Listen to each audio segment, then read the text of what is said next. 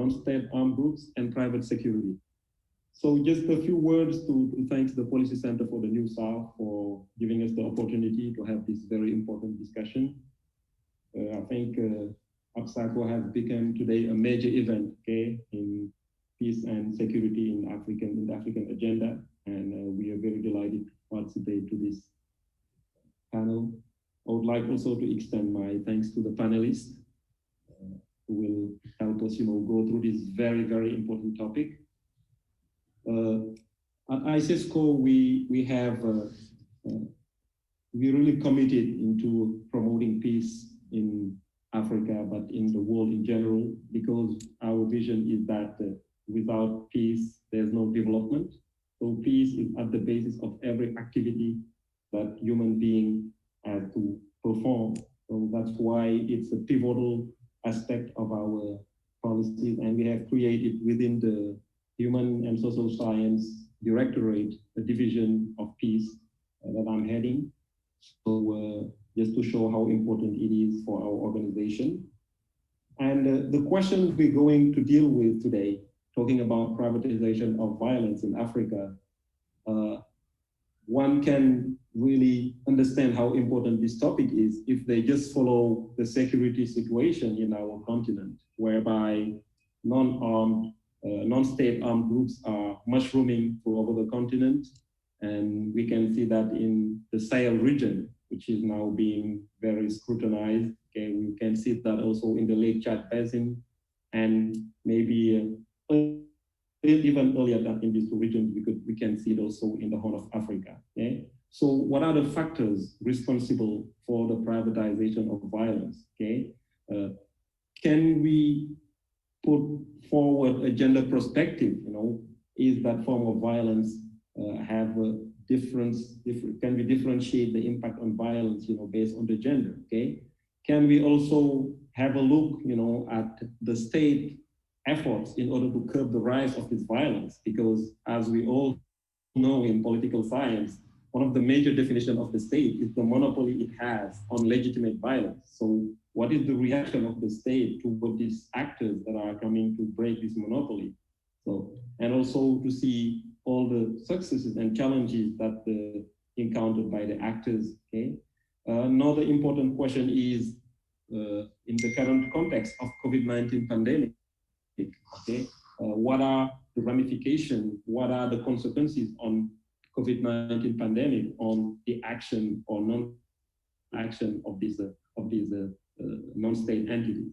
So these are questions that we will be dealing with thanks to our renowned panelists.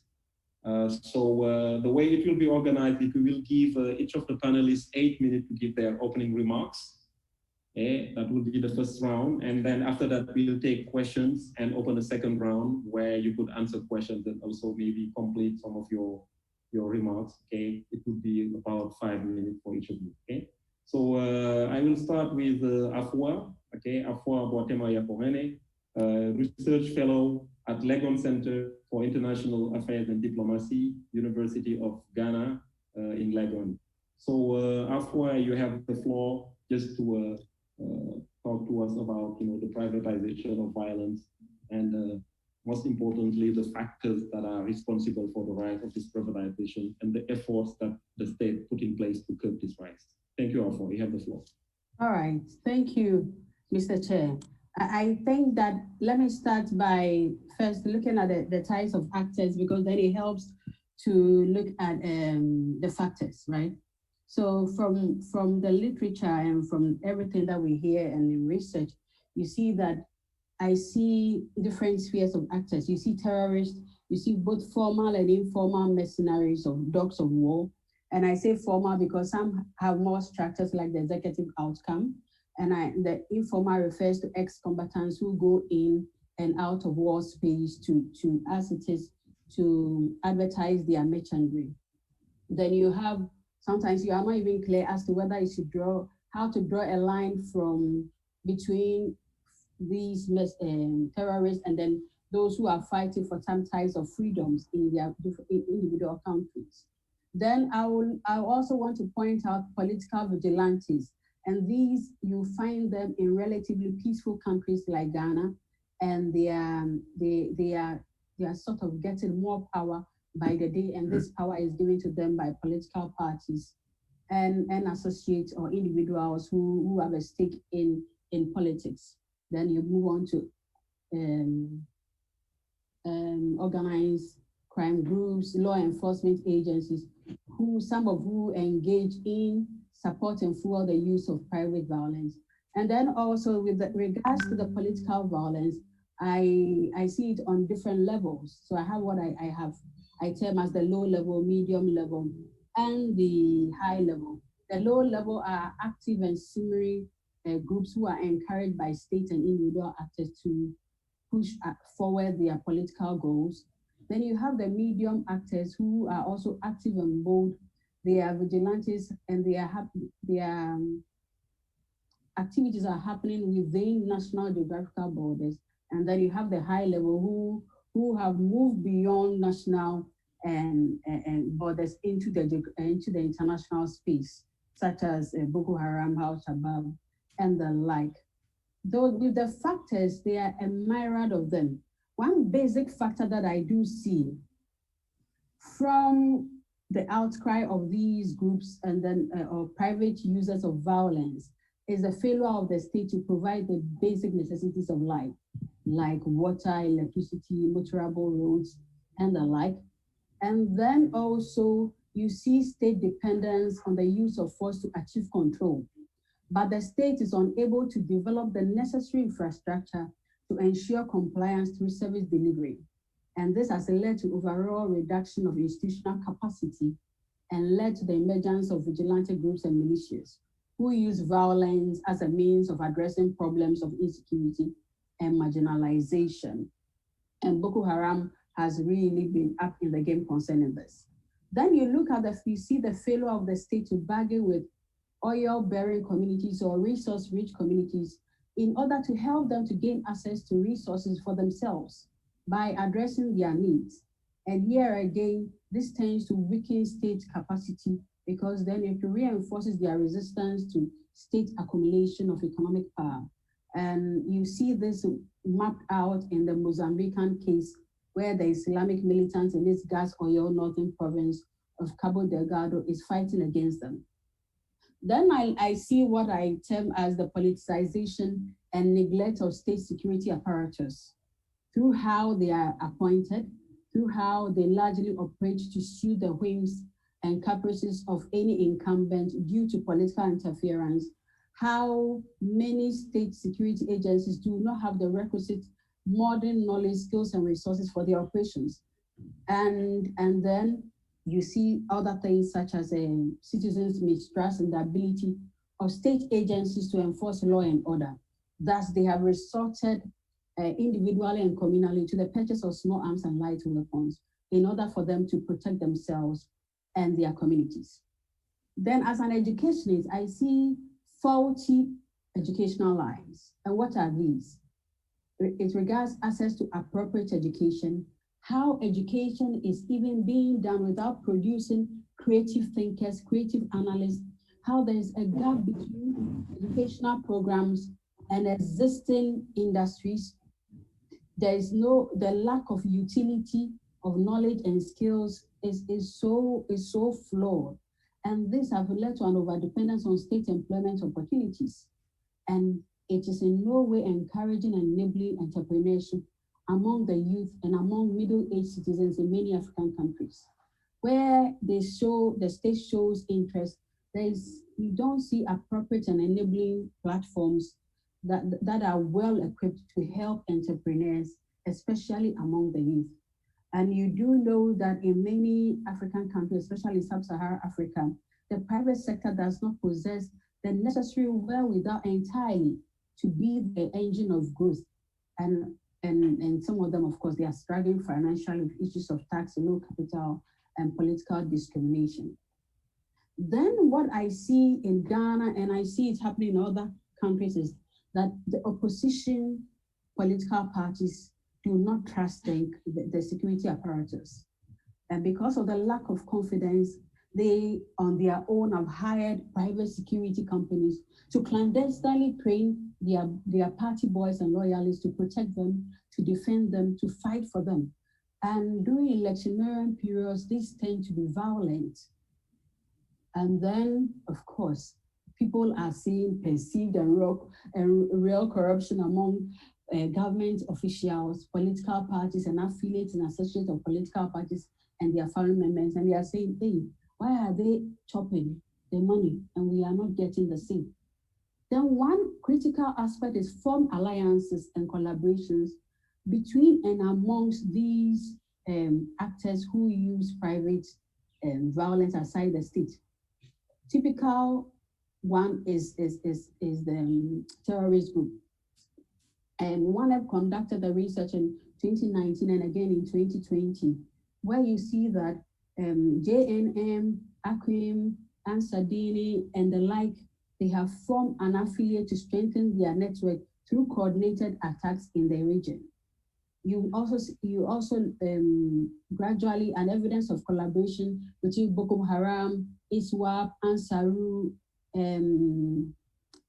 what do you call it, Movement for Oneness, and Ndiaye in kidnapping operations.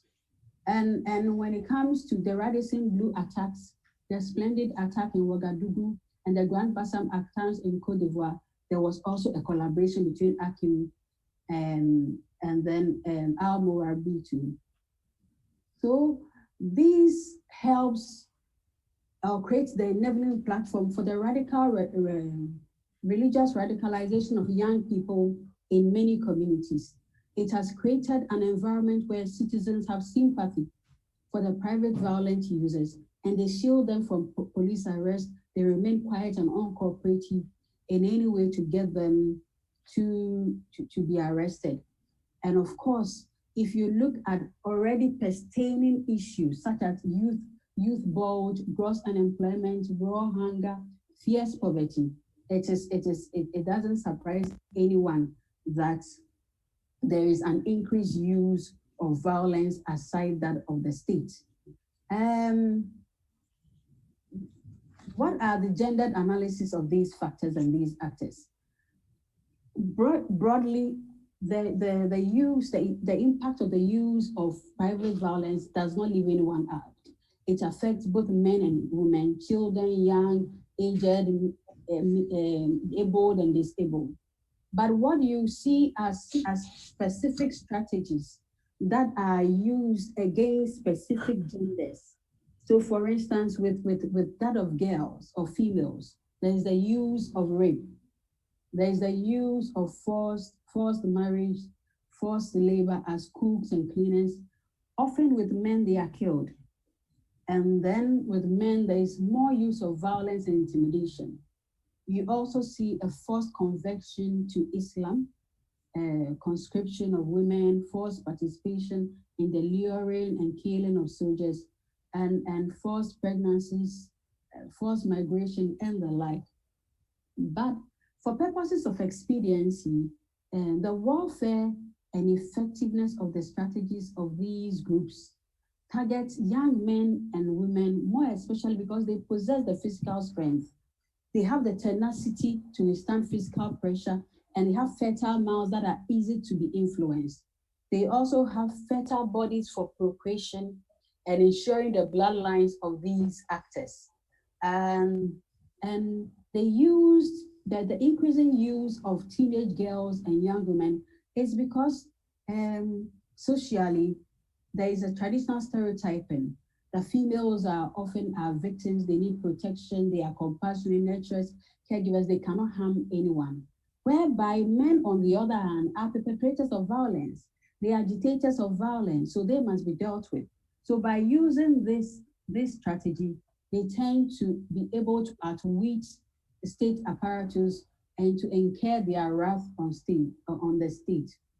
Then, for instance, in the Boko Haram scenario in Nigeria, the efforts of the Civilian Joint Task Force and the security forces since 2013 had led to the arrest, disappearances, the detention of male suspects who are believed to be supporters or fighters of Boko Haram.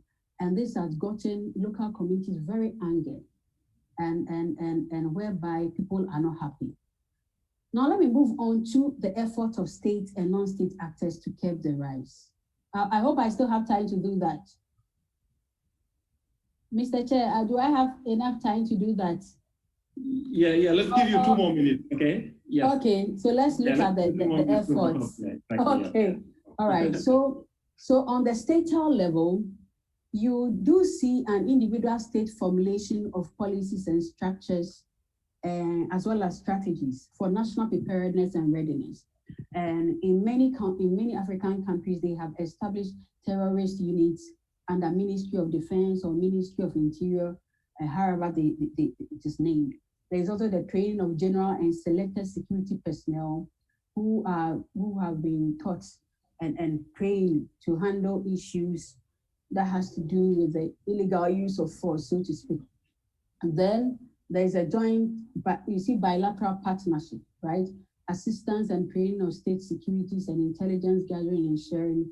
For instance, at the beginning of the Boko Haram one, and even ongoing between the UK and the US and the countries involved in the conflict. Then you have the multinational joint task force stationed in N'Djamena as a joint approach, and it's also funded by the EU to the AU to be able to deal with this. And I think this week or so, Mozambique has formally asked the European Union for support to battle its Islamic militants in the northern province of Cabo Delgado. Then the African Union Plan of Action on the prevention and combating of terrorism is also being enforced to an appreciable degree, I hope. But when you can also see the efforts of non-state actors in addressing this conflict. So World Health Organization, as always, is providing humanitarian assistance to women and children. Save the Children International is providing educational fund for children. UNICEF and Doctors Without Borders are delivering quality healthcare to children. You have organizations such as in Ghana, the National Peace Council, quite involved in quiet diplomacy and advocacy against political vigilantism and general private use of violence. And in Ghana, it has led to the passing of the Vigilante and then Offenses Act in 2019, in which political parties are supposed to abide by. So let me end here for now, whilst my other colleagues come in.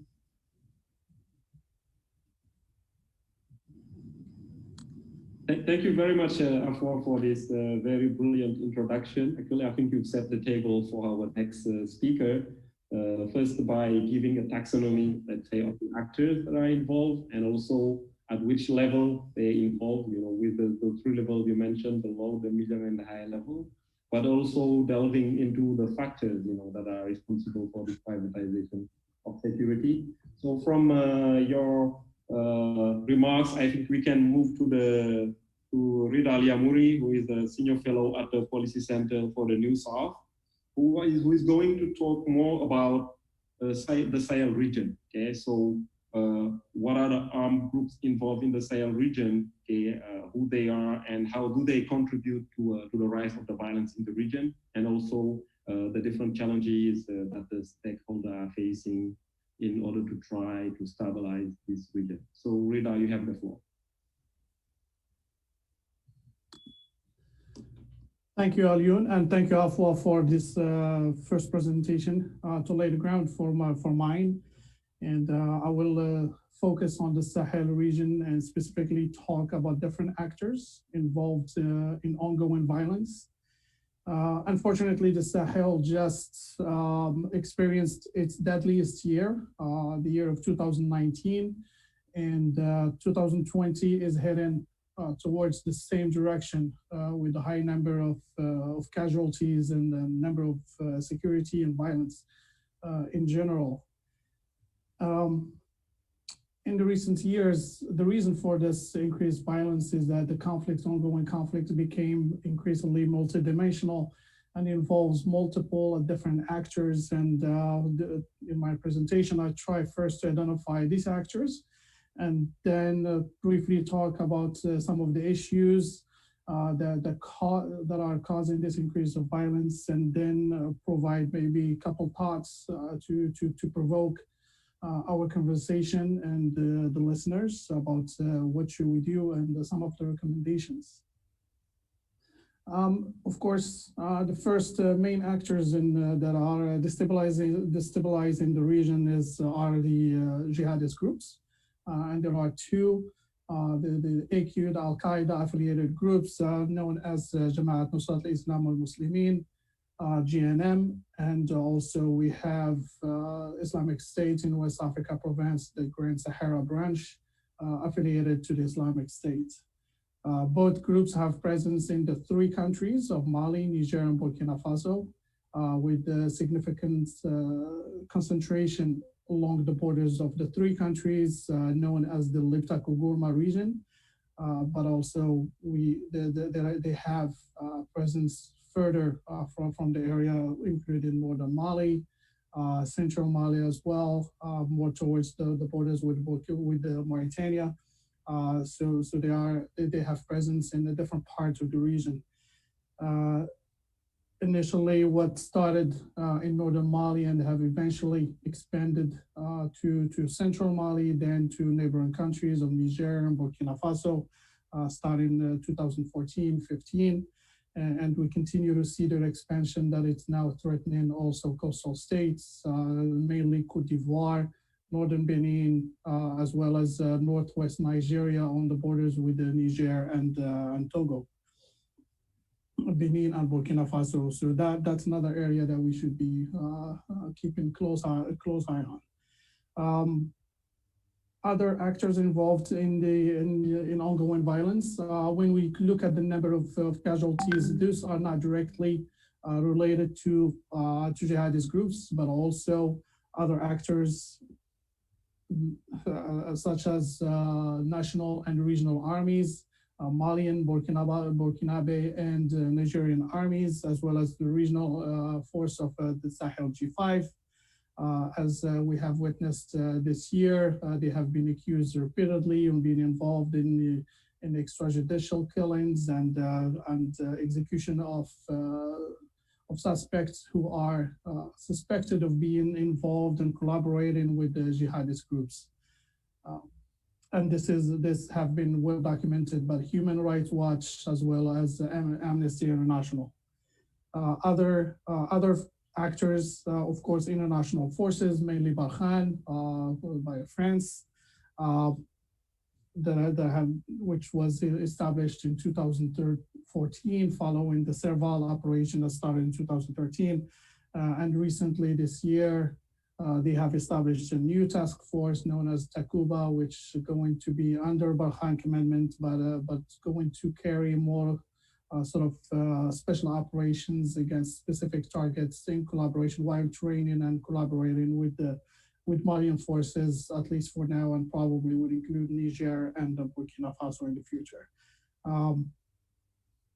The other actor contributing violence, as Afua mentioned, is the role of vigilante and self-defense groups that we have seen emerging mainly in central Mali and parts of northern and eastern Burkina Faso. These self-defense groups have been responsible of a high number of casualties, including civilians. And to name a few, the Dana Ambasugu self-defense militia operating in central Mali, Kolwego, and the Volontaires pour la Défense de la Patrie in French, known for its acronym VDP, civilians that were recruited by the state in Burkina Faso and armed by the state to provide security to communities in the northern and eastern Burkina Faso. This emergence of self-defense groups are problematic because they are ethnic-based vigilante and self-defense militias, and they have a very specific agendas other than just protecting their communities. And they are very difficult to control and also to have some visibility what they're doing on the ground. And this is alarming, especially for Burkina Faso with the upcoming elections. It's unclear what role these two vigilante groups are going to play in the elections. So that's something to keep an eye on, keep watching on the upcoming elections. Some of the sources of this violence and these tensions are the result of injustice and inequality that we keep seeing in the majority of troubled areas in the three countries of Mali, Niger, Burkina Faso. The emergence of vigilante groups, in addition to individuals joining or supporting jihadist groups, a lot of times are motivated by the intention of vengeance or protection of their community, as well as protection of economic interests. In addition to access to maybe economic opportunities, access to weapons, especially with the limited and maybe total absence of the state to provide that protection. I will jump in directly and maybe we can discuss further the actors later on, but maybe things to fix, trying to move ahead and stabilize the region. I think number one would be, my recommendation would be for national and regional governments to move away from the terrorism narrative. I think by now we should know and we should understand that terrorism is not the main issue in these countries, but rather some deeper issues that are related to the rule of law, governance issues. And when we talk about terrorism, terrorism will always exist, will always evolve, and find a way to exist, including criminal activities. And it will be very difficult to eradicate. But what we could do is to create an environment where violence in general and terrorism in particular cannot exist. And communities in the Sahel are resilient and have sources of resilience that international and national partners could develop and exploit, so they can prevent further violence. Number two recommendation, I think the international community and the international forces, mainly France, in addition to focusing on eliminating key leaders of jihadist groups, I think in collaboration with national and other international partners, including the US, should also focus on sidelining some individuals who are contributing to instability in the region, and mainly criminal networks, individuals who are known to be involved in criminal activities.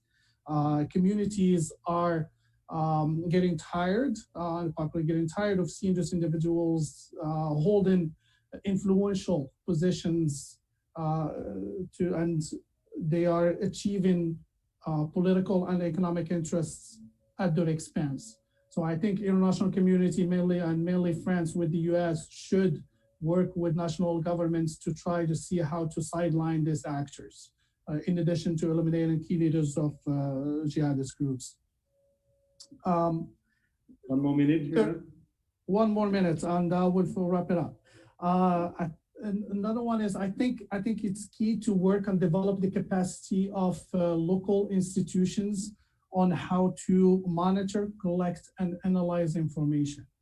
I think right now, and I'm speaking of based on experience with a regional entity, influential entity in Africa. When I see some of their analysis and some of the reports, and they are involved in the counterterrorism efforts, it's very alarming. It shows just how distant they are and how they lack capability of doing the monitoring and analyzing information. So that's why I think that if we are going to address security issues in addition to governance issues, I think developing capacity of local institutions is key to move forward. And I'll stop here and looking forward to your questions. Thank you very much, Rida. Thank you very much for really giving us the in and out of really the private violence as it's taking place now in the Sahel with all these groups. And I think there are 2 points that maybe I can underline, or highlight. The first one is the necessity to move beyond the terrorism narrative. I think it's really important in order to be able to put that violence. The second point is the way that the non-actor, the non-state actors, especially the vigilantes, are built along ethnic lines. And we know how it can be dangerous, especially in contexts where ethnicity has seemed to be like a very social, an important social dynamic that shaped most of the political processes. Thank you very much, Rida. And we will move to the next speaker. And I think it is important that we have a look also at organized crime, because a lot of these non-state actors are able to perform violence because they resort to organized crime, which is one of them, their main, which provide them resources. So our next speaker is Duncan Omondi-Gumba. He is a senior researcher at Institute for Security Studies, and he will be talking about the evolution of organized crime in Africa with reference to the INAC project. So Duncan, you have the floor. Thank you, Ndiaye. Thank you. I hope you can hear me. Yes, we hear you very well. Thank you very much. Thank you. All right. I am going to, as you have rightly said, my presentation will focus on the types of criminal actors that are very well established in many countries, as we all know, across Africa, the factors that make them prevalent and the extent of the criminality linked with these actors, and also explore the level of the resilience of the governments. We can look at a few recommendations with regard to that. Now, the evidence drawn from organized crime index that was done by the ENACT project. We have it on our website, which is enactafrica.org, and it is very interactive. It will help you to have a lot of information on what I'm going to talk about. The criminal actors are defined in this index as either state embedded actors, external or foreign criminal actors, domestic or internal criminal actors, and mafia-style groups. Of course, the groups that we know, armed groups, the ones that we are talking about in this panel, are groups that we, within the organized crime index, fall within those 3 categories that I have mentioned. Now, all these actors do not only play a leading role in exacerbating crime in Africa, but also challenging state monopoly of violence if corrupt elements in government do allow them and collude with them in their illicit activities. Now, I'll look at a few examples to illustrate what I'm saying. Now, we see cases of high prevalence and significantly negative influence of these groups. Like in countries like South Africa, Somalia, and Nigeria, and Mali, those are countries that were singled out as having all these groups combined together. Many other countries do have these groups, but they have only 1, 2, or 3. But these 4 countries, actually, there are 5 in Africa, but I've mentioned 4. These 4 countries, just to take them as an example, are the ones that have all those groups linked together. Now, how does this happen? This is because they have very high level of organization. They have long history of influence, widespread networks organized from major cities with close collaboration. And in South Africa, for example, we have very influential, well-armed highly organized gangs that are called syndicates. In Kenya, they are very widespread and they have very close collaboration with the political class. In South Sudan, the militia and the rebel groups are often aligned with corrupt government actors. And in Sudan, state-embedded actors facilitate extensive smuggling and high human trafficking. Then we also see a competition with the state. Now, apart from collaboration with the state-embedded bodies, there's also competition. We see that some of them, like in Somalia, where we have the Al-Shabaab, actually consider themselves more effective than the state itself, and they in ensuring security. And they want to package themselves as such. They also compete for economic exploitation of the country, and that is the case that we see in DRC, for example.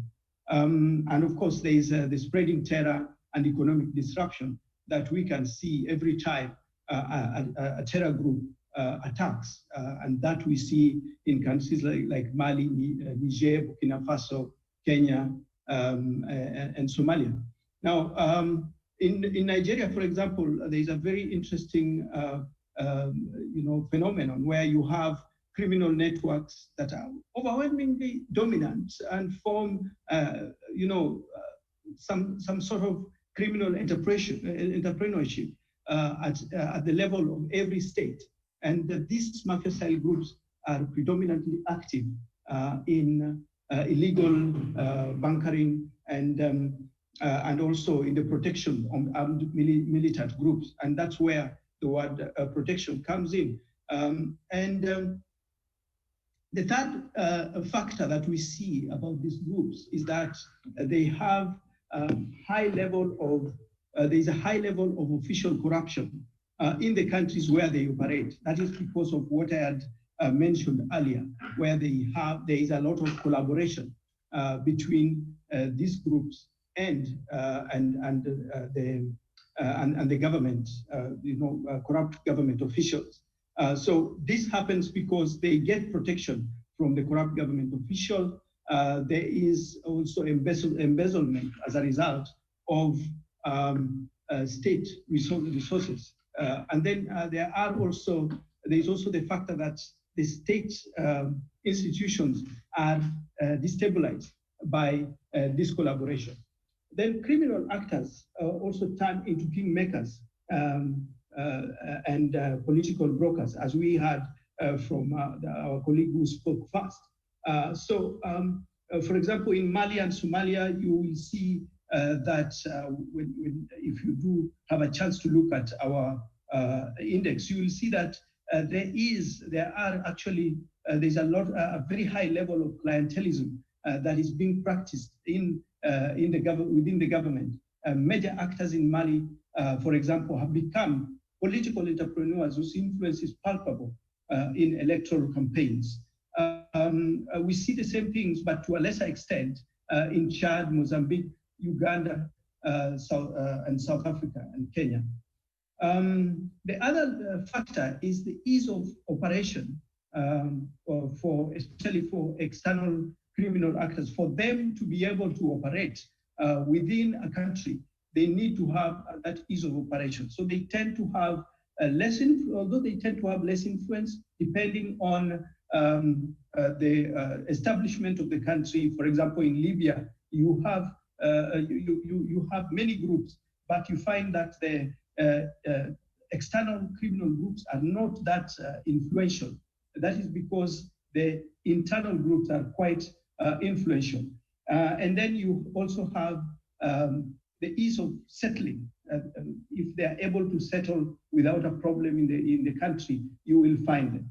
Then you have the role they usually play is that they are intermediaries between the domestic and international criminal markets. Wherever they exist, you will find that there are substantial, economic and financial power that they carry, that they command in the country.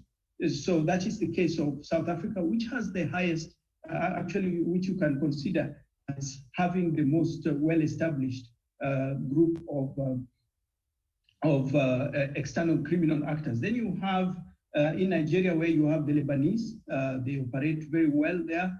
You have South Sudan, where you have officials, corrupt officials collaborating with foreign criminal groups. You have DRC, which is a very well-known case, and Mozambique, where they instigate criminal markets like rhino trafficking and other types of criminal markets that you may find. The same we also see in Chad. Now, the last factor is that these groups exacerbate state dysfunction and state failure. So, of course, some of the examples that I've mentioned, you will find that in DRC, where they control 98% of the net profit from illegal natural resource exploitation. You will find that in Chad, they are very well, you will find that they are very highly prevalent, especially in the north of the country, where they are taking advantage of the instability in Libya. In CAR, you will find that there are about 15 to 30 armed groups that have very loose command structure, but their main source of funding is extortion, illegal taxation, and they focus on economic hubs and, of course, the minerals in the CAR. And because of that, you can see that these countries are, the examples that I've given, there is very high level of instability in these countries. And the criminal groups do actually take advantage of that, and they also thrive because of that. Now, the countries where the way in which countries can try to fight these groups or try to diminish their influence would be through enacting very laws that will limit the influence that these groups have. Other things that countries can do would be to diminish the reach and facilitation of criminal activities through corruption. As I've said, apart from legal framework, there's also need to be for the institutions to be enhanced so that you do not have a lot of corruption that enables these groups to operate. Then finally, enhancing international cooperation through strengthened regional blocks. For example, in Southern Africa, Eastern Africa, Central Africa, and West Africa, we have police chiefs organizations that bring together the police, and in certain instances, they have forged ways of cooperating, and they do organize operations together and ensure that they are able to exchange information and also have there are countries that also have mutual legal assistance. And so these remedies can help to reduce the influence of these groups. But whether they can be actually eradicated is neither here nor there. I say that because in European countries, you'll find that they still operate, but their level of influence is greatly diminished because the institutions are working, the systems are working, the laws are working. Thank you very much for this opportunity. I thank APSACO for giving me the opportunity to make this presentation. Thank you. Thank you. Thank you very much, Duncan, for this very brilliant presentation. I think you have really given us an insight, interesting insight on organized crime and how it affects basically our security context. Okay? By also specifying the complexity of the relation to the state, where sometimes it can be collaboration and sometimes it can be competition. Okay, but also by showing how some institutional failures, such as high level of corruption, or sometimes the state, some dysfunction in the state, how can feed, important for this organization to prosper and then their activity. And I think making the link with Rida's point earlier, I think it's really important to delve into this, because most of the time we focus on the reason of violence, but we don't focus on the means of violence. And I think it's the articulation between two aspects that can give us a much more holistic perspective and be more efficient.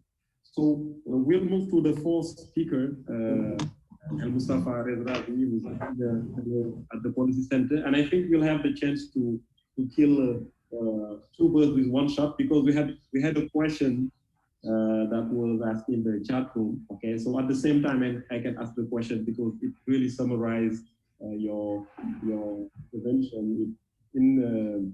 The question is, the debates with regard to the impact of COVID-19 on conflicts in Africa seem to be split between two discourses. The more alarmist discourse that violent, armed, and extremist groups are making widespread abuse of the current pandemic, extending their footprint across the continent, and the more cautious narrative that evidence is too scarce to paint a clear picture. So basically, is COVID-19 a structure of opportunity for the extremist group? My screen is getting black, and I hope you can see me.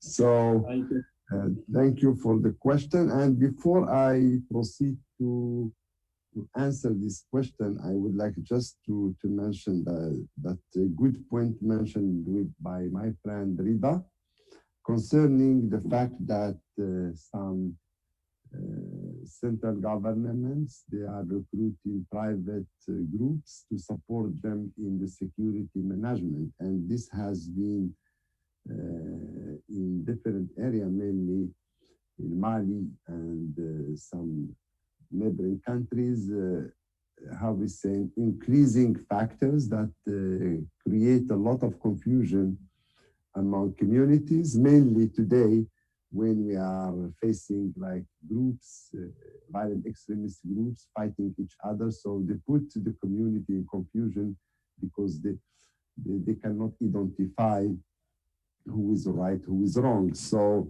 this implication of private sector within the weak security structure and infrastructure seems to be very critical and very, how we say, impacting in the African environment in general. So in my presentation, I would like to check two hypotheses, if you would like. The first one, the first one is based on some concluding remarks by many experts who pretend that COVID-19 has no impact on the ongoing violence, and mainly no impact within the violent extremist groups in Africa. But and the second, of course, is the opposite, that those groups, they are taking advantage of this health situation to reconstruct their strategies, their positioning, in the region. But before that, let's just, this is something that all the experts are following. It is not new. Just, we can see that those violent extremist groups, they have created their own narratives concerning the health situation. Narratives that were able to create, or to create, how we say, a strong representation today widespread by social media, either related to connecting the virus as God, army, as a vengeance against the United States and allies and foreign forces, or as a punishment for those communities who are not supporting violent extremist groups, or recently, or as a gift from God for those groups to reorganize themselves. And recently it was quite, not only in the African sphere, but also in the Middle East, there is some very influential scholars who were belonging to Al-Qaeda. Today they are speaking up, and like Al-Maqdisi, like Al-Mutayri, they have expressed a very strong statement that seems to be affecting different groups, either in the Middle East, in Europe, or in Africa. So this point seems to be quite significant for those who are working on the jihadist literature, and how, such events, such hard moments might affect, might reconstruct the doctrinal, construction of those groups. The second, issue, and we can find it also quite interesting, is if we are reviewing the media of those groups, we can see that the records of violent attack is almost 300% more than what is reported by conventional media. And this is creating a very confusing situation for scholars and experts. Either we will believe conventional media, or maybe we should time to time to monitor those violent extremist media, because it seems to be that they are providing, some, or they are recording some attacks that we are not informed about them. And here I can refer, for example, to An-Naba, which is, a magazine operated by ISIS, and they are publishing almost weekly their records, and it seems to be quite highly, critical. At least if we take from April to July, the rate is around 170 attacks per month. So it's very high comparing to what we are getting from the official media. And also in the same sense, there is two remarks. So of course, if we are looking to this narrative related to this health crisis, we will find that one of the strategies of those groups that they were addressing messages to their followers to preserve, to make preventive measures and to preserve the organization. The second one is to take advantage of this crisis to make attacks. And the second one is to reorganize themselves. But just I would like, in terms of the interpretation of this narrative, when we are talking about,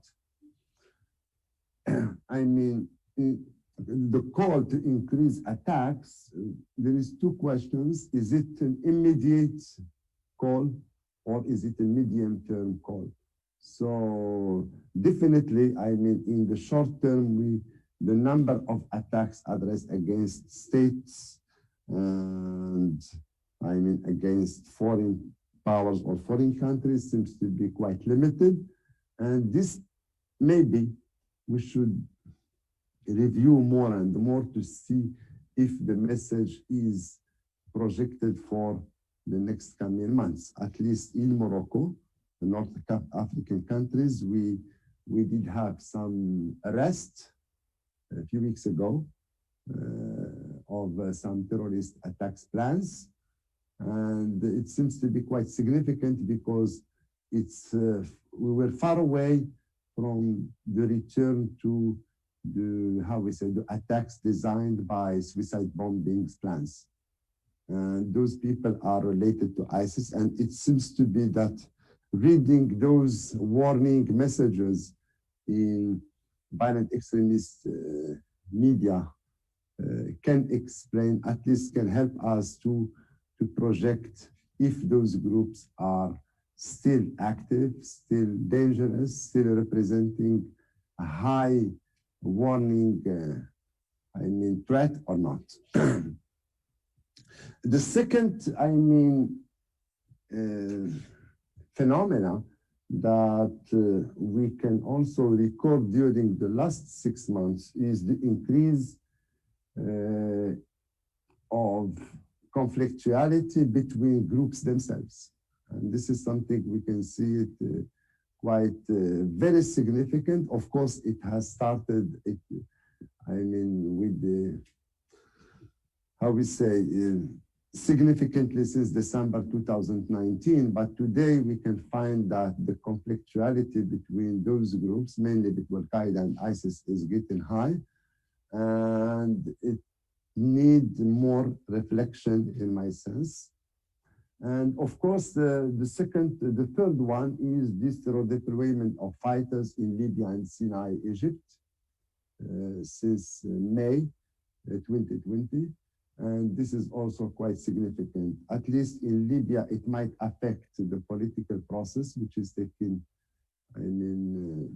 place today for political resolution. And in Sinai, it is increasing the security tension, in Egypt at large.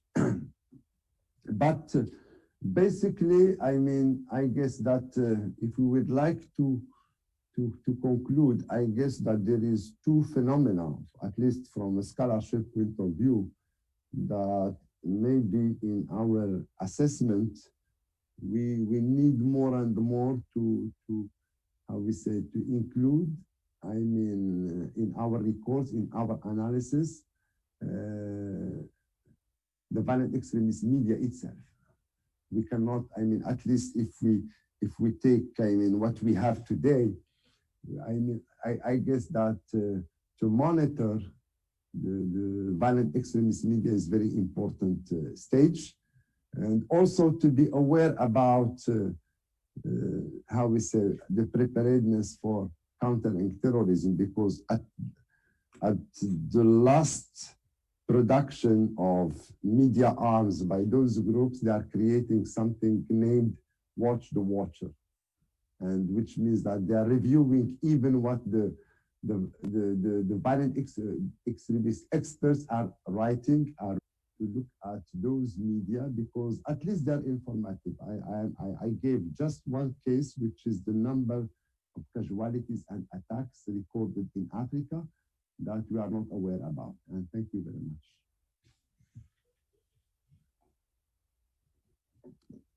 Thank you very much, El Mustafa, for this very and very factual presentation, okay, with lots of very important data. Like 170 attacks per month, within this context. I think it tends to, even though, we have some time probably to, because it's like what happens when there are some riots or when there are some manifestation where the organizers seems to give numbers in the millions and the state will give millions in the thousands. So I think sometimes we need to hear both sides of the story, and I'm happy that your presentation has really given us both sides. So I'm being told that we have 15 minutes left, and I see there has been so many questions asked, which probably show how interesting the presentation were. So what I would suggest is maybe we'll give every speaker, let's say 3 minutes, and I really appreciate if we could stick to those 3 minutes to give their final remarks. I'll just give the questions. You can answer any question you want, or even maybe add some remarks that you don't have the time to do, okay? So first question is, are partnerships, especially those focusing on the use of hard power against violent extremism, a factor of appeasement or rather of exacerbation? The other question is, to what extent insecurity caused by climate change and failure of state in social sectors in the countries fuel terrorism and defiance toward the state in the Sahel region and elsewhere? I hope I'm not going too fast. And the final question, which kind of summarizes, some of the question I have here is, with the COVID-19 situation, we all know that the capacity of the state, at least from the economic point of view, will diminish. So what are your prospects, okay, what do you think the prospects are in terms of private violence in a context where the state will have less economic means and less financial means to face this challenge. So we'll start with Afua again. You have 2 minutes. You can answer any questions you want. All right, thank you. I think that I'm looking at the question 2, question 1, and asking about what is going on now. Well, from a report that I read of the African Union, it is obvious that at the moment, states have so much on their hands. They have to look at the health security of their citizens. So in the meantime, the state apparatus is concerned with that. And for instance, the troops who had to be sent are now fighting COVID, have been sent into communities to fight. And in the meantime, it's given these extremist groups the opportunity to relearn, to retool, to re-strategize, and to attack in various communities. So I really agree with our last speaker that there is more more violence that is being unleashed by the extremist groups, but states are not talking so much about it. And then the second question, the proliferation, and then if it's not time for us to regulate them. I really shudder to think about regulation, because what I see with these groups is that they don't care. What I see is that they want the power that they see blatantly displayed and enjoyed by the incumbents. So they wouldn't stop at a sharing of power. They will want to have all of it. But what do we do? First, I don't think that many African countries are ready to solve this problem. There is apparent lack of political will and commitment. You don't see the right investments being made. And that goes on to buttress what Rida and Ndiaye said, that there are individuals and institutions who are benefiting from the violence. So they do not want it to end. Many African soldiers do not want to die for their countries. Well, what are they dying for? Most of them are not prepared. If you do recall, in Nigeria, when Boko Haram became blatantly fierce and soldiers were asked to go, their wives went on the street in demonstration that they do not want their husbands to go because they knew that their husbands had pot belly, they can't run, they don't have the resources, and they are going to die. They didn't want to be widows. So really, I don't see government serious and ready to resolve this issue. When they are, it will be resolved. But for now, everybody is benefiting from it as much as they can. I'll rest for now. Thank you, Afua. Thank you very much. Rida? Yeah, thank you. I will answer to 2 questions, the question about COVID-19 and violence, and the second question about the extension of internal conflicts and the spread to the region. First, there was about COVID and violence and VEOs. I think there was a legitimate concern when the pandemic started early this year that the VEOs will take advantage. How first people expected peacekeeping operations to withdraw their troops because of the pandemic, and also for the counterterrorism and security forces to also withdraw, like for example, Barkhane in Mali. However, peacekeeping operations continued. They might have limited their rotation, but they maintained the same number of personnel on the ground. For Barkhane security forces since January 2019, the number of troops in the Sahel increased rather than decreased. Additionally, if we look at the data and the number of attacks, violent attacks, took place between September 2019 and January 2020, and continued throughout 2020. So my point is that violence would have continued with COVID-19 or without COVID-19. So that's there is no solid data to confirm that COVID-19 allowed VEOs to exploit and increase attacks. Rather, I will say that I see the violence actually decreasing in the Sahel, but there are other factors like the rainy season, the lack of mobility during this season, etc. So I think we have to be real cautious on how to make that connection between COVID and violence. Second question about the ongoing violence and the extension of fraternal conflicts. Indeed, it is an expansion of what started initially in northern Mali, and then expanded to central Mali, across the borders to Tillabéri region in Niger, and then east, north, the Sahel regions of Burkina Faso. But there are so many factors that occurred domestically that VEOs, violent extremist organizations, managed to tap into and exploit and expand their operations and areas of existence. And they used, for, as I mentioned earlier, the factors of injustice, inequality to recruit, as well as the existence of criminal networks. Criminal networks existed for decades in the area. So violent extremist organizations are the ones who came in and exploited their existing links, and they continue to do that to establish themselves as we are speaking in northwest Nigeria, in northern Benin, in northern Cote d'Ivoire on the borders with Burkina Faso, as well as the east region of Burkina Faso, where are a number of criminal networks that are involved in the gold mining and the smuggling of gold extracted from artisanal gold mines.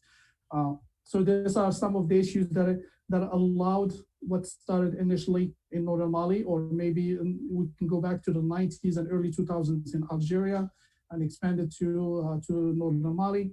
But there are also, we have to contextualize every analysis that we do and policy recommendations before jumping into conclusions. And I will stop here and thank you.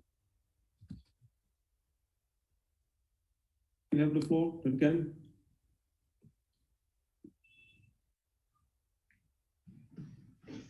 Thank you. I'll look at question number one, which is looking at COVID-19, and say something about it.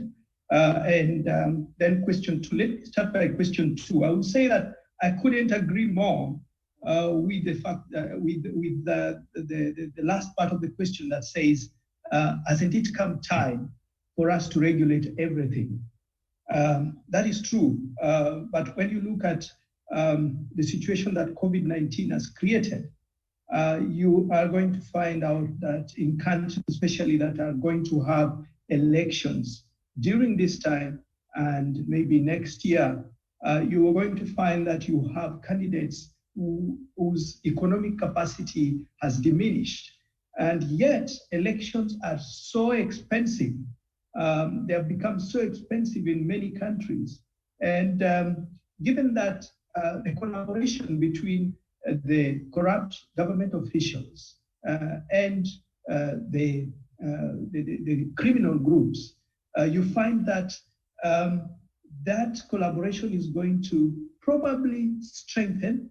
It will probably be enhanced because politicians need money, and that money might only come from come more from the criminal groups, because the mainstream economy has been hit by COVID-19. So you find that you're going to have criminal groups gaining more influence. You will find that they are more. You find that they are going to be more entrenched in the future governments that are going to be formed as a result of the elections that are going to be held in that manner. But having said that, our studies have been also showing that COVID-19 has affected the criminal groups. You find that some of them have not been able to move around because there was at some point no movement at all. You find that those who are trafficking humans, smuggling human beings, smuggling people across borders, it was not possible. But again, we found out that in our research that their modus operandi changed. You find that now instead of having people, smuggled the usual way, there was a case in Mozambique, for example, where Ethiopians were found inside containers that are meant for cargo, and some of them had suffocated to death. So those are some of that shows that the tactics, the criminal groups are changing tactics to also survive during these COVID times. But yes, the source, if there is no international cooperation to ensure that governments are supported to deal with the problem of criminal groups, I am afraid that the criminal groups are going to continue to gain more and more influence. And at some point, maybe African governments may have to sit and look at this situation in a more granular way and try to ensure that the situation is dealt with from the roots and ensure that issues like corruption are not just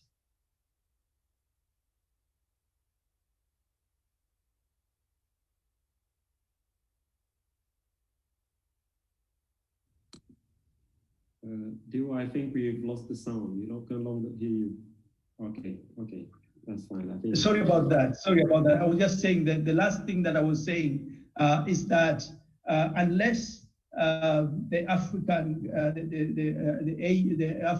African continent, through the AU and through other regional economic communities, unless there is some concerted and decisive way in dealing with the issue of corruption, because that is a door through which the elections are also highly vetted, then we are going to have a situation where the criminal groups are going to gain more influence. They continue to gain more influence, and we'll have situations where we have narco states, or we have states that are controlled by criminal groups, if something is not done to ensure that they are dealt with decisively.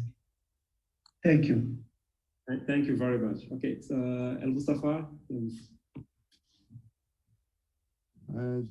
Was concerning this the same topic, relationship between the increasing of violent extremism and the pandemic crisis. I guess that the connectivity or the correlation is here, and we can see it. And here I disagree with my friend Rida, even for peacekeeping forces. I mean, because the situation, yes, that